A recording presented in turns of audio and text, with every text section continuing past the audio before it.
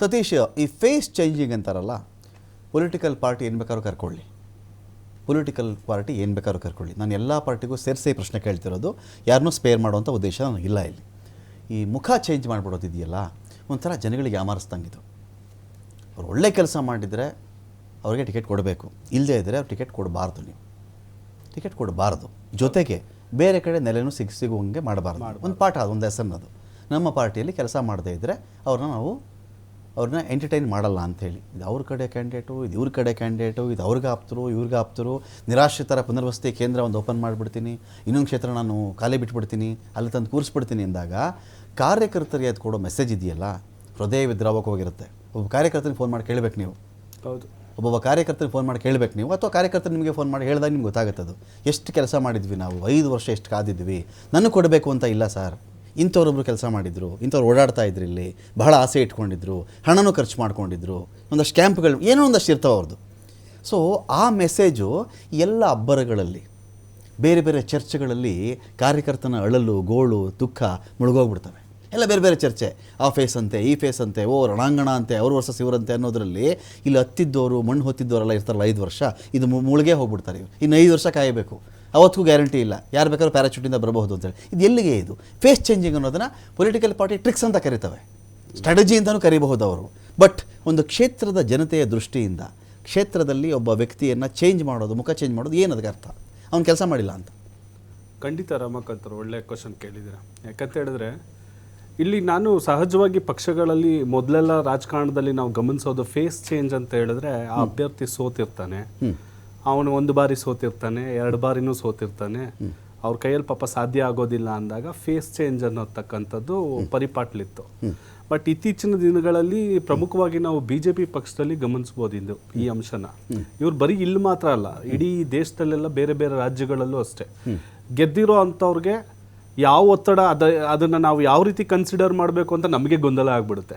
ಯಾಕಂತ ಹೇಳಿದ್ರೆ ಅವ್ರಿಗೆ ಏನಾದ್ರು ಒಂದು ಒತ್ತಡ ಇತ್ತಾ ಬೇರೆ ಕಡೆಯಿಂದ ಅವ್ರನ್ನ ಚೇಂಜ್ ಮಾಡಬೇಕು ಅಂತ, ಇಲ್ಲ ಕಾರ್ಯಕರ್ತರದ್ದು ಒತ್ತಡ ಇತ್ತಾ, ಇಲ್ಲ ಅವರು ನಿಜವಾಗ್ಲೂ ಅಲ್ಲಿ ಕೆಲಸ ಮಾಡಿಲ್ವಾ? ಸೊ ಆ ರೀತಿಯ ಒಂದು ಗೊಂದಲದಿಂದ ನಮಗೆ ಗೊಂದಲ ಆಗ್ಬಿಡುತ್ತೆ. ಇನ್ನು ಕಾರ್ಯಕರ್ತರದಂತೂ ಹೇಳ್ತಿರ್ದು. ಯಾಕಂದ್ರೆ ಮೊನ್ನೆ ನನಗೆ ನಿಜವಾಗ್ಲೂ ಒಂಥರ ಹೃದಯ ಹೃದಯಕ ಅಂತ ಅನ್ಸಿದ್ದು ಆ ಮೈಸೂರಿನಲ್ಲಿ ಪಾಪ ಇವತ್ತು ಬೆಳಿಗ್ಗೆನೂ ಅಲ್ಲಿನ ಕಾರ್ಯಕರ್ತರು, ಮುಖಂಡರುಗಳೆಲ್ಲ ಕೂತ್ಕೊಂಡು ಪ್ರೊಟೆಸ್ಟ್ ಮಾಡ್ಕೊಂಡು ಕೂತಿದ್ರು. ಇವತ್ತು ನೋಡಿ, ಪ್ರತಾಪ್ ಸಿಂಹ ಅವರು ಹೆಚ್ಚು ಕಡಿಮೆ 1,40,000 ಓಟ್ಗಳಿಂದ ಗೆದ್ದಿದ್ದಾರೆ 2 ಬಾರಿ. ಮತ್ತೆ ತುಂಬಾ ಆಕ್ಟಿವ್ ಆಗಿದ್ದವರು ಅಲ್ಲಿ ಇಲ್ಲಿ ನಾನು ಈ ಕೆಲಸ ಮಾಡಿದ್ದೀನಿ, ಆ ಕೆಲಸ ಮಾಡಿದ್ ರಿಪೋರ್ಟ್ ಕಾರ್ಡ್ ರಿಪೋರ್ಟ್ ಕಾರ್ಡ್ ಇನ್ನೊಂದು ಹೇಳ್ಬಿಡ್ತೀನಿ ಕೇಳಿ. ರಾಜ್ಯದಲ್ಲಿ ಸಂಸದನೊಬ್ಬನಿಗೆ ನಿಗದಿಯಾದ ನಿಧಿ ಅಂತ ಇರುತ್ತಲ್ಲ, ಪೂರ್ತಿಯಾಗಿ ಹೈಯೆಸ್ಟ್ ಬಳಸ್ಕೊಂಡಿರುವಂತ ಒಬ್ಬ ಸಂಸದ ನೋಡಿ, ಪಾರ್ಟಿ ಯಾವುದೇ ಇರಲಿ, ಪ್ರತಾಪ್ ಸಿಂಹ ದ್ವೇಷ ಭಾಷಣ ಮಾಡಿದ್ರ, ಕೋಮು ಸಾಮರಸ್ಯದ ವಿಚಾರಕ್ಕೆ ಹೇಳಿಕೆಗಳನ್ನು ಕೊಟ್ಟಿದ್ರ, ಒಂದ್ ಕಡೆ ಇಟ್ಕೊಳ್ಳೋಣ, ಅದನ್ನ ತಕರಾರ ಇಲ್ಲ. ಒಂದ್ ಕಡೆ ಆ ಥರದ್ದು ಇನ್ನೂ 4-5 ಜನ ಲಿಸ್ಟ್ ಕೊಡ್ತೀನಿ. ಅದೇ ಕ್ರೈಟೀರಿಯಾ ಆದ್ರೆ ಇಲ್ಲಿ ಈ ಕಡೆ ಬೆಂಗಳೂರಲ್ಲಿ ಒಬ್ಬರು ಸಿಗಬಾರ್ದು ಟಿಕೆಟ್. ಕೆಲಸ ಮಾಡಿದಂಥ ವ್ಯಕ್ತಿ ಪಾರ್ಲಿಮೆಂಟ್ ಹೊಗೆ ಬಾಂಬ್ ಕಾರಣನ, ಬೇರೆ ಕಾರಣಗಳು ಜೆನ್ಯೂನ್ ಆಗಿತ್ತ? ಈಗ ಪ್ರತಾಪ್ ಅಳ್ತಿರೋದಕ್ಕೆ ಕಾರಣ ಇಲ್ಲಪ್ಪ, ಸುಮ್ಮನೆ ಪ್ರತಾಪ್ ಅಳ್ತಿದ್ದಾನೆ ಹೇಳೋಕ್ಕಾಗಲ್ಲ. ಹೌದೌದು, ನಿಜವಾಗ್ಲೂ ಮನುಷ್ಯಗೆ ನೋವಾಗಿರಬಹುದು. ಇವರೇ ಮೈಸೂರಲ್ಲಿ ಯೋಗಾಸನ, ವಿಶ್ವ ಯೋಗ ದಿನ, ಅದನ್ನೆಲ್ಲ ಬಂದ್ರು, ಮೋದಿ ಅವ್ರನ್ನೆಲ್ಲ ಏನು ರೋಡ್ಗಳು, ಇವರು ಎಲ್ಲರೂ ಬೆಂಗಳೂರಿಂದ ಹಿಡಿದು ಮೈಸೂರವರೆಗೂ ಇರ್ತಕ್ಕಂಥ ಎಲ್ಲ MP ಗಳು, ಎಲ್ಲ MLAಗಳು ಹೇಳಿದ್ದೆ ಅದನ್ನ, ಪ್ರತಾಪ್ ಒಳ್ಳೆ ಕೆಲಸ ಮಾಡಿದ್ರು, ಅದು ಇದು ಎಲ್ಲ ಹೇಳ್ಬಿಟ್ಟು ಇದನ್ನು ಬಳಸಿರೋ ಸಂಸದನಿಗೆ ಟಿಕೆಟ್ ಇಲ್ಲ ಅಂದ್ರೆ ಏನ್ ಮೀನಿಂಗ್ ಏನದು? ಅದೇ ಅದನ್ನೇ ನಾನು ಹೇಳಕ್ ಬಂದೆ. ರೀಸನ್ ಹೇಳಿ. ನೀವು ಆ ರೀತಿಯ ಬದಲಾವಣೆಗಳನ್ನ ಮಾಡಬೇಕಾದ್ರೆ ಅಂದ್ರೆ ಬೆಂಗಳೂರಿನಲ್ಲೂ ಇವಾಗ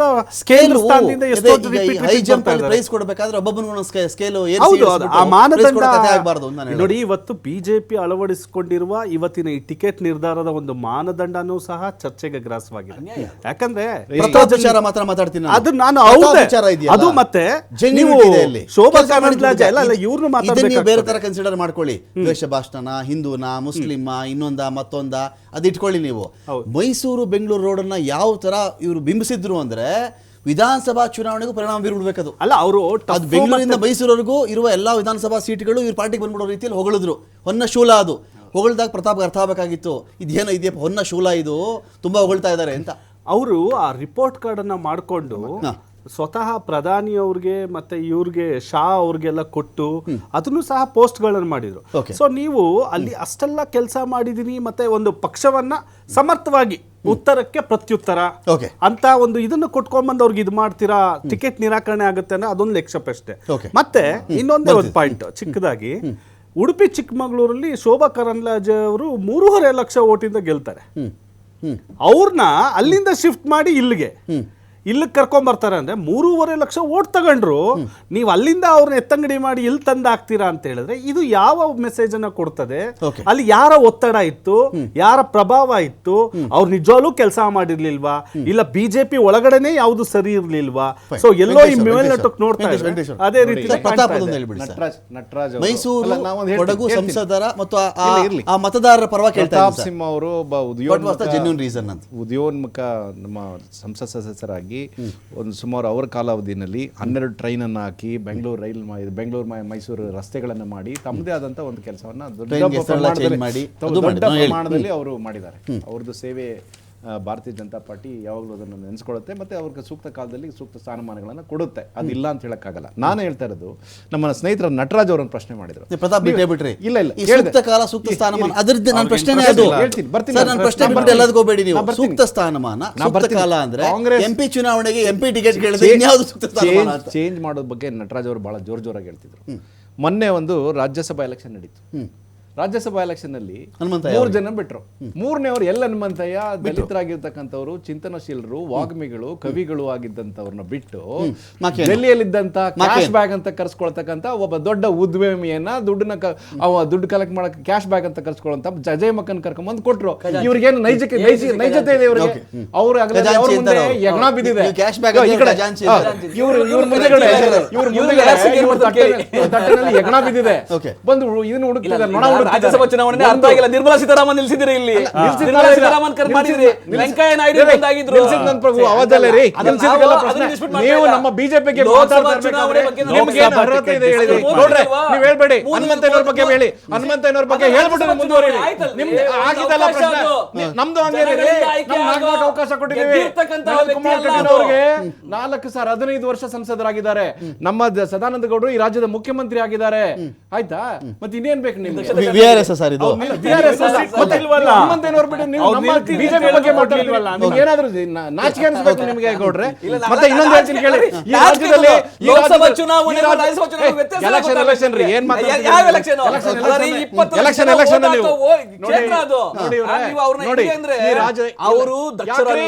ಅವರು ದಕ್ಷರಲ್ಲ.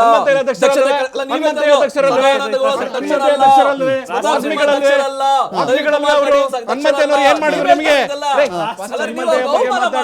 ಹನುಮಂತಯ್ಯನವ್ರ ಬಗ್ಗೆ ಮಾತಾಡ್ರಿ. ದಲಿತ ವಿರೋಧಿಗಳು ನೀವು. ದಲಿತ ವಿರೋಧಿ. ದಲಿತಾನ ಒಂದೇ ಒಂದು ಕಾರಣಕ್ಕೆ ಮಾಡಲಿಲ್ಲ. ದಲಿತಾನ ಒಂದೇ ಒಂದು ಕಾರಣಕ್ಕೆ ಮಾಡಲಿಲ್ಲ. ಬೇರೆ ಮಾಡಿದ್ರಿ. ಹಕ್ಕೇನಿದೆ ರೀ ಗೌಡ್ರೆ. ನೀವು ಯಾವುದೇ ರೀತಿಯಾದಂತ ಹಕ್ಕಿಲ್ಲ, ನೈತಿಕತೆ ಇಲ್ಲ ನಿಮಗೆ. ಕ್ಯಾಂಡಿಡೇಟ್ ಇಲ್ಲ. ಹುಡುಕ್ತಾ ಇದ್ದೀರಿ. ಬನ್ನಿ ಸ್ವಾಮಿ. ಸ್ವಾಮಿ ನೀವ್ ನಿಂತ್ಕೊಳ್ಳಿ. ಸ್ವಾಮಿ ನೀವ್ ನಿಂತ್ಕೊಳ್ಳಿ. ಸರ್ ತಾವ್ ನಿಂತ್ಕೊಳ್ಳಿ ಸರ್. ನಮ್ಮ ಕಾನ್ಸ್ಟಿಟ್ಯೂನ್ಸಿ ಎಂಪಿ ಕ್ಯಾಂಡಿಡೇಟ್ ಇಲ್ಲ ಸರ್. ಕುಸುಮಾ ಅವರೇ ನೀವ್ ನಿಂತ್ಕೊಳ್ಳಿ. ಸೌಮ್ಯ ರೆಡ್ಡಿ ಅವರೇ ನೀವು ನಿಂತ್ಕೊಳ್ಳೇಬೇಕು. ಇನ್ನೊಬ್ರು ಕೋಲಾರದಲ್ಲಿ ನಿಂತ್ಕೊಳ್ಬೇಕು. ದಯವಿಟ್ಟು ಯಾರನ್ನ ನಿಂತ್ಕೊಳ್ರಪ್ಪ ನಮ್ಮ ಮರ್ಯಾದೆ ಕಾಪಾಡಿ ಅಂತ. ನಾವು 225 ಸೀಟ್ ಸೆಲೆಕ್ಟ್ ಮಾಡಿ ಆಗ್ಲೇ ಇನ್ನು 100 ಸರ್ಕಾರ ಬಂದ್ಮೇಲೆ 100 ದಿವಸಕ್ಕೆ ಏನು ಪ್ರಯೋಜನಗಳು ಮಾಡ್ಬೇಕು ಮಾಡಿ ಮುಂದಿನ ಒಂದು ಅವಧಿನಲ್ಲಿ ಮೋದಿಜಿಯವರು 5 ವರ್ಷಗಳ ಪ್ಲಾನ್ ಮಾಡಬೇಕು.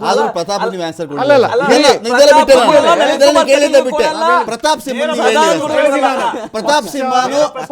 ಸಿಂಹನು ಕನ್ವಿನ್ಸ್ ಆಗುವಂತ 5 ಕಾರಣ ಹೇಳ್ಬಿಡಿ ಸರ್. ಪ್ರತಾಪ್ ಕನ್ವಿನ್ಸ್ ಆಗಲ್ಲ. ನೀವೇನು ಮಾತಾಡ್ಬೇಡಿ ಅದ್ರ ಬಗ್ಗೆ. ನಿಮಗೆ ಇವ್ರಿಗೆ ಯಾವುದೇ ನೈತಿಕ ಹಕ್ಕಿಲ್ಲ. ನೋಡಿ ಒಂದೊಂದು ಕೊನೆದಾಗ ಒಂದು ಮಾತು ಹೇಳ್ತೀನಿ. ಈ ರಾಜ್ಯದಲ್ಲಿ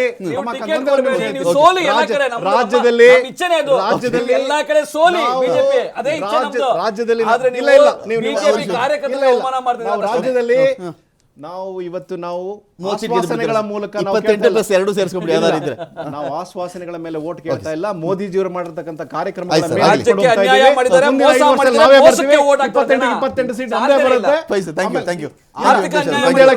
ಈ ರಾಜ್ಯದಲ್ಲಿ ನೀರಿನ ಕ್ಷಾಮ ಆಗಿದೆ. ನೀರು ಕುಡಿಯಕ್ಕಿಲ್ಲ. ಬರ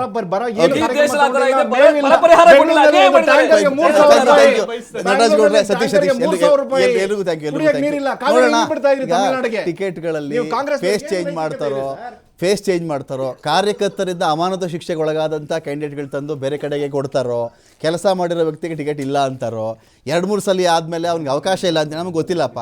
ಜನ ನೀವಿದ್ದೀರಿ, ನೀವು ಡಿಸೈಡ್ ಮಾಡಿ.